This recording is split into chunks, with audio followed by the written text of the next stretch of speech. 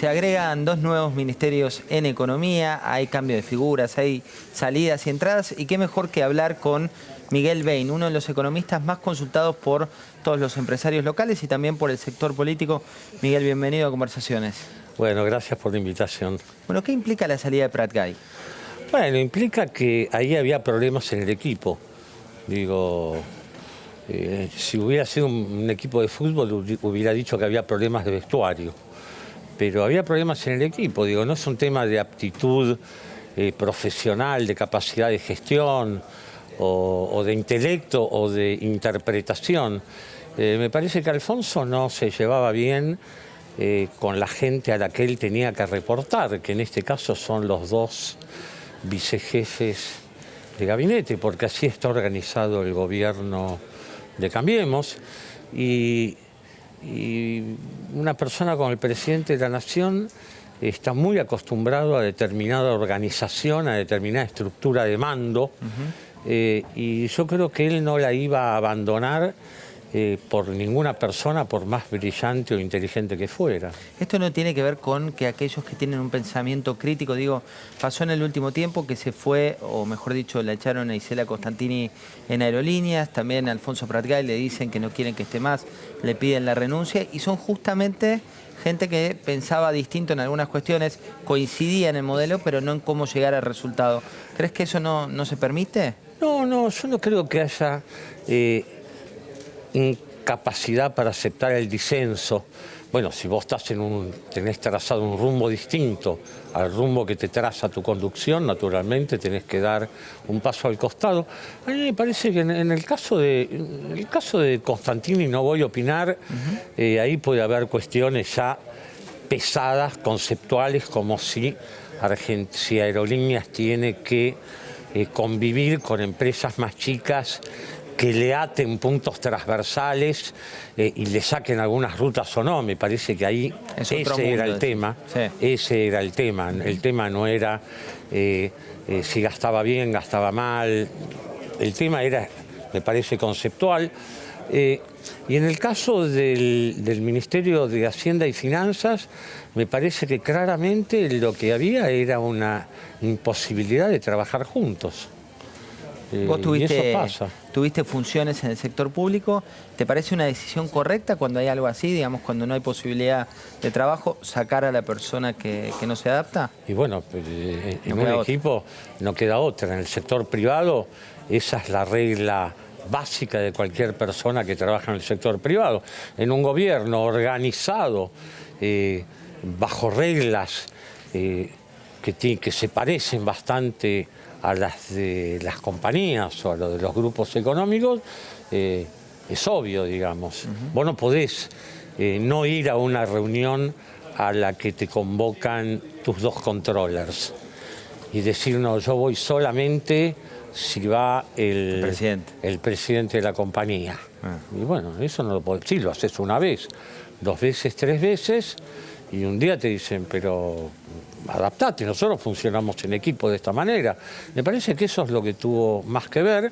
Y además el hecho de que evidentemente la Argentina pasa por una situación fiscal de un déficit realmente muy alto, está muy en el borde de lo que los inversores internacionales miran, y por lo tanto eso hay que contenerlo. Decís en el borde de lo tolerable para invertir o no invertir. Y sí, cuando vos estás cerca de 5 puntos del producto como déficit primario antes de pagar intereses, de afuera te empiezan a mirar. Quienes compran tus bonos, por más que vos vengas de una situación de endeudamiento muy baja, te empiezan a mirar. Entonces, como mínimo, si no lo podés bajar al déficit, tenés que mostrar que tenés una gestión del presupuesto, que estás hablando de 2 millones de pesos, que tenés una ejecución apretada, ajustada, que no pagás más caras la lapicera, ni el café, ni el papel, ni tenés más gente de la que necesitas, ni financiás determinadas obras que no son útiles al país.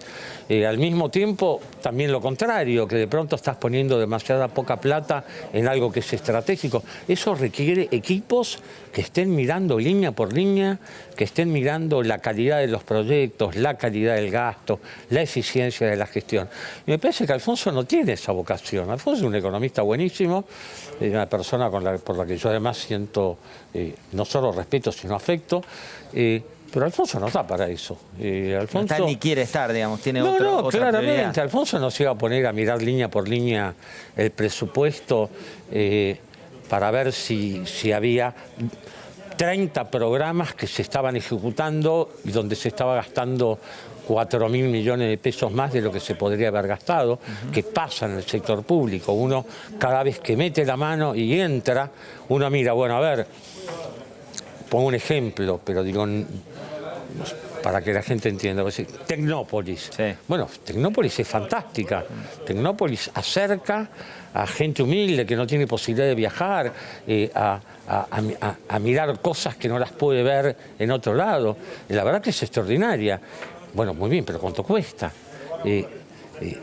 ¿Se gasta lo que se tiene que gastar o se está gastando de más o se está gastando lo mejor de menos?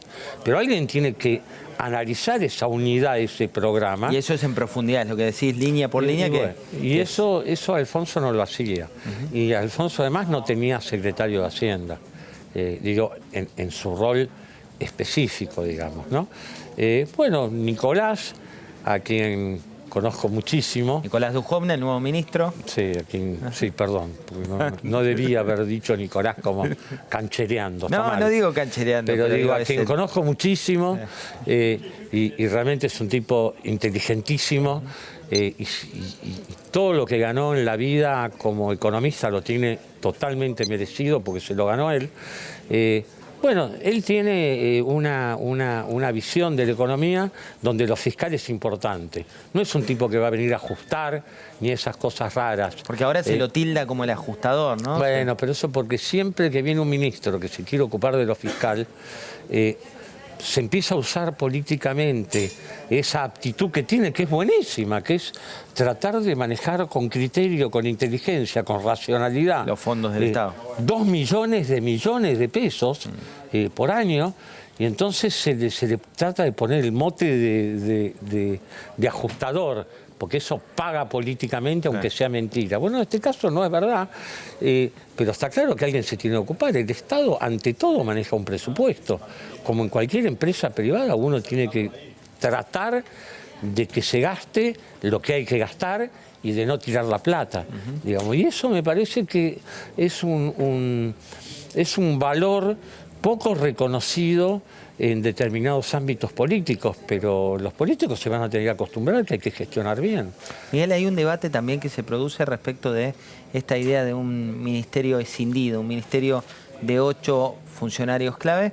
Hay como 2 versiones. Una que te dan en Casa Rosada que te dicen, bueno, mirá a India, hay 50 ministerios, mirá al G20, donde hay más de 20. Bueno, Brasil. Brasil, por ejemplo, y otra, la local, donde los empresarios te dicen, bueno, esto no me sirve, hay demasiadas ventanillas, poca resolución. Mira, yo tengo que ser coherente con lo que decía hace un año. ¿Qué decía? Yo hace un año decía que no hay que tener superministros de Economía.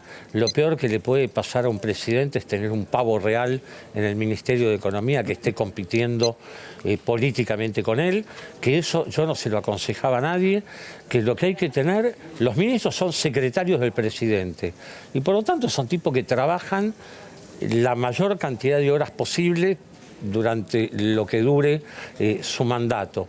Y por lo tanto, bueno, cuando no se tiene un ministro fuerte, lo que sí es muy importante es la coordinación. No hay una única forma de organizar. Ahora, lo que pasaba también hasta hace unos días es que había falta de coordinación. De pronto la política monetaria iba para un lado, la política fiscal iba para el otro, no había diálogo, había poco diálogo. ¿Y eso es porque no estaban bien marcados los roles? Había conceptos distintos, me parece que había escuelas de pensamiento distintas. Yo confío que el nuevo ministro va a tener una coordinación con el Banco Central mucho mayor, que la que tenía el ministro que se está yendo, ¿no? Por otro lado, digo, la situación de la economía argentina es bastante sencilla de analizar. Es una economía que cayó muy fuerte este año porque, bueno, vos en una economía, los salarios aumentan 32% en un año. El dólar aumenta el doble, 64%. Y las tarifas aumentan 170%.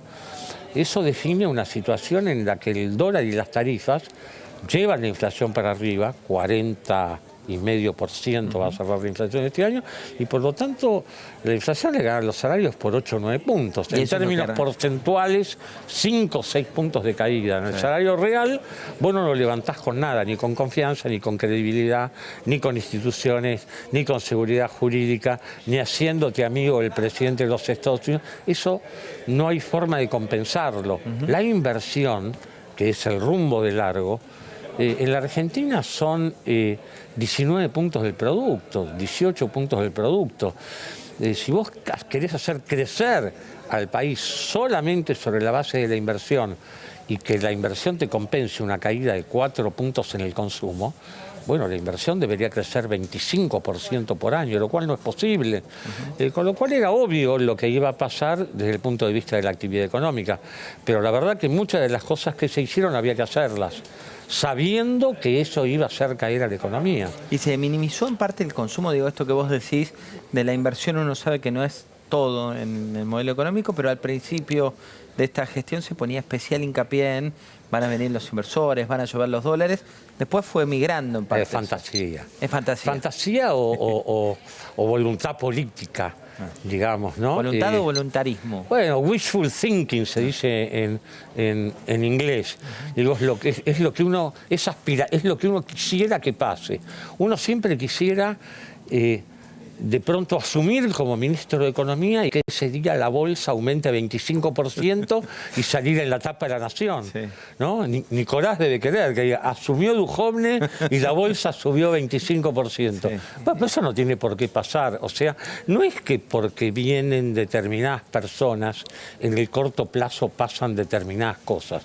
Vos podés tener más confianza, credibilidad, recuperar el crédito, todo lo que había que hacer, tocar el tipo de cambio, no hasta los niveles que se los tocó en su momento, pero tocar el tipo de cambio.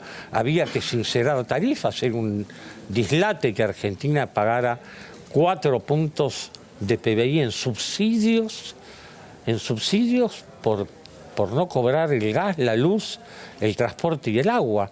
O sea, el 80% del déficit de presupuesto del país eran los subsidios. Ahora es el 65%. Digo, eso había claramente que cambiarlo, pero las consecuencias inmediatas de eso es que el salario real cae. Digo, ¿cómo compensás el hecho de que cuando vos movés el tipo de cambio, todos los bienes que forman parte de la canasta básica, pero que a su vez la Argentina los exporta, suben de precio con el tipo de cambio? El aceite, típicamente, porque vos lo podés vender en la Argentina o lo podés vender en Rotterdam. Y vale $1 la botella, entonces vale o 9,50 o 16 como vale el tipo de cambio que cerró en el día de hoy, digamos.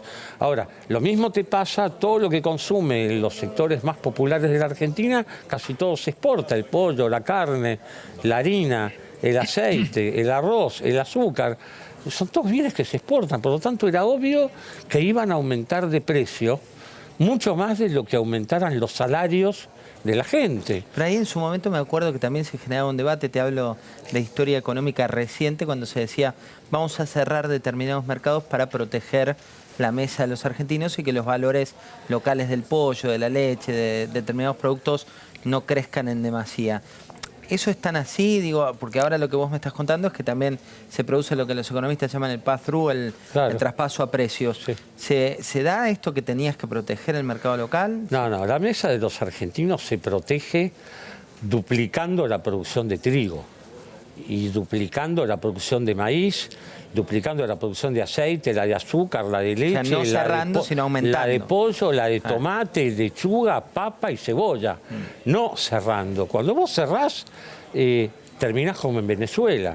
está todo protegido y todo desaparece al mismo tiempo, porque vos no le querés pagar a los que producen por lo que necesitan para cubrir los costos y tener una rentabilidad, con lo cual vas destruyendo sectores enteros, que la ganadería argentina en el gobierno anterior se destruyó.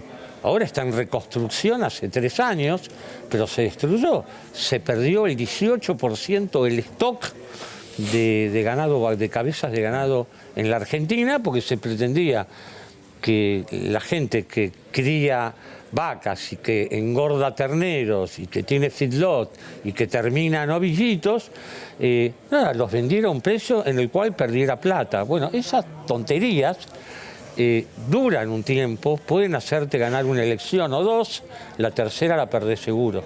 Miguel, cuando hace un año hablábamos justamente acá en este set de conversaciones, había muchas posibilidades que fueras el ministro. Vos habías aclarado que no querías ser ministro. Lo dije claramente cuando parecía que el resultado electoral podía ser uno distinto. Lo aclaraste, sin embargo, desde el sector político decían queremos que sea nuestro ministro. ¿Sentís en parte alivio de no haber sido convocado? No, yo claramente no quería. Me acuerdo, además lo expliqué, no es un oficio en el cual yo me sienta cómodo, no me siento cómodo discutiendo en 20 reuniones separadas con gente que lo único que hace es venirte a pedir plata. Los gobernadores, los intendentes, los sindicalistas, los empresarios.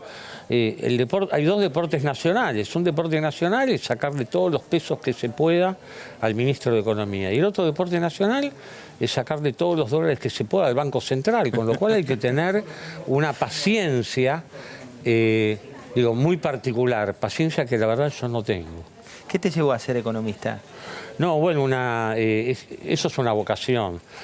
Cuando vos ya no podés, cuando vos estás viajando de pronto con tu auto en el camino de los 7 lagos, entre Bariloche y San Martín de los Andes, y parás en Lago Hermoso, en la playa de Lago Hermoso, y no podés parar de pensar en cuál es el tipo de cambio de equilibrio. O sea que sos un papa frita absoluto. ¿Pero eso desde chico? ¿Desde qué edad? Sí, a mí los números me apasionaron. Yo leí el diario a los 4 años y a los 5 años empecé a memorizar récords mundiales de atletismo, de natación, pero es algo que yo no decidí hacerlo. No puedo dejar de hacerlo, es distinto. ¿Y tenías referentes en tu familia o tenés referentes en tu familia que eran o son fanáticos de la economía o fue algo...? No, es algo que, la economía me eligió a mí, yo no la elegí, no es que yo dije, bueno, voy a estudiar esto porque está bueno. Yo vivo pensando en la economía, y me gusta mucho la música y con la música a veces logro desconectar un poco, ¿sí? O viendo alguna película de las más berretas, son las únicas donde hay 756 muertos, por ahí esas me sacan los un poco de... Los policiales fuertes. Claro, eso por ahí me saca de la economía, pero en general, te digo, uno piensa en la economía. Piensa en los temas del país, piensa en por qué hacen esto. Uno va discutiendo todo el tiempo, digamos. No es una buena forma de vivir del todo, en serio. ¿Por qué? Pero si en parte también disfrutás de esa pasión de... Es que vos no sabés si disfrutás. No podés hacer otra cosa. ¿Y hoy cómo ves el gobierno? Hablamos de las personas, hablamos de los cambios, pero ¿cómo ves la economía local? Bueno, la economía tocó piso en noviembre. Nosotros pensamos que iba a tocar piso en agosto. En agosto los brotes verdes que todos habíamos visto, porque habían aparecido autos, motos, cemento, de pronto en septiembre se volvió todo a caer, en octubre también. En noviembre tenés de vuelta esos rebotes, tenés de vuelta asfalto, tenés de vuelta cemento, tenés de vuelta autos, tenés motos. Las exportaciones a Brasil empezaron a subir. Las ventas de Navidad... Es la primera vez en todo el año que hay debate entre 2 institutos privados, uno que dice que las ventas de Navidad cayeron 2-3% contra el año pasado y hay otro que dice que en realidad subieron. O sea, hay rebotes. Si vos hablás, y es lo que me toca a mí por mi trabajo, con las principales cadenas de artículos para el hogar y electrónica de consumo, diciembre la actividad levantó, lo cual de vuelta no tiene por qué sorprender a nadie. Volcaste 20.000 millones de pesos al consumo con las medidas del gobierno, entre la asignación por hijo, el bono de fin de año, los jubilados, etcétera, y era obvio que si vos pones plata en el bolsillo de la gente que no ahorra y consume, el resultado es que el consumo sube. Digo, no hay tantas... Cuando vos pegaste la vuelta en la economía y llevas 40 años estudiando, vos vas a la facultad, te empiezan a enseñar cosas sofisticadas, y empieza la competencia, empezás a aprender quién calcula mejor, quién maneja mejor las ecuaciones, quién maneja mejor la econometría, y después en los primeros años de la profesión te la pasás compitiendo, viendo la segunda derivada de la segunda derivada, la desestacionalidad del desestacionalizado de ello, y la verdad que a los 40 años de haberte recibido te das cuenta que 2 más 2 son 4. Entonces, o sea que todo es mucho más simple de lo que uno cree. Yo creo que sí, yo creo que sí. Digo, ¿cómo puede ser que el año pasado, para esta misma fecha, economistas muy bien conceptuados, profesores universitarios, plantearan que la economía este año iba a crecer?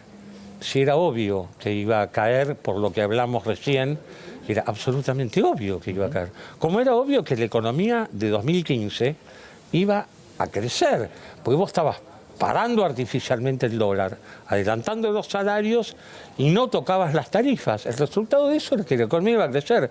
Ahora vos me decís, sí, pero eso es mala praxis. Eso no es sostenible, eso es un rebote, eso no se puede llamar crecimiento. Y yo te digo, decime algo que yo no sepa. Pero la realidad es que los números son los números. Y este año era obvio que iba a caer. Ahora, cuando vos hacés lo que tenés que hacer en la economía argentina de corto plazo, es probable que la economía caiga.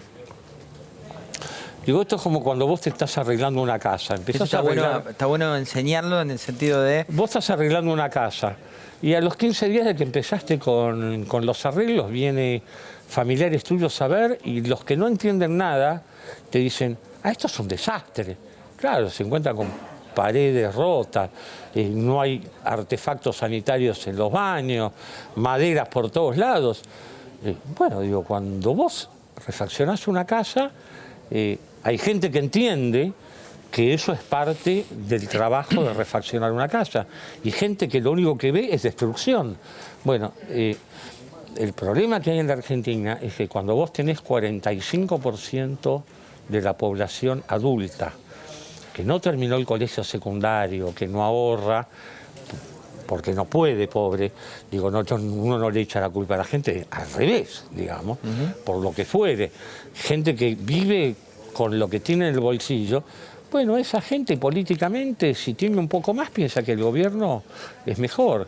Y si ese año le tocó tener menos, porque había que mover el dólar y las tarifas, porque eran insostenibles, mucha gente piensa que el gobierno es peor, y la verdad que no es ni una cosa ni la otra. Sino que es el camino. Es decir, y bueno, con un ciclo político de 2 años, que es un problema realmente para Argentina. Argentina le vendría mejor un ciclo político de 3 años. Vos hacés la navegación a vela del año electoral, navegás de borde con viento de frente. En los años electorales, 2011, 2013, 2015, pisás el dólar, pisás las tarifas, acelerás los salarios, la economía crece porque hay elecciones. Y en los años posteriores tenés que acelerar el dólar, que le gane a los salarios, recuperarte con las tarifas y la economía cae porque el consumo y el salario real caen. No hay tantos misterios. Miguel, ¿y el dólar? El misterio del dólar, ahí sí que hay un misterio.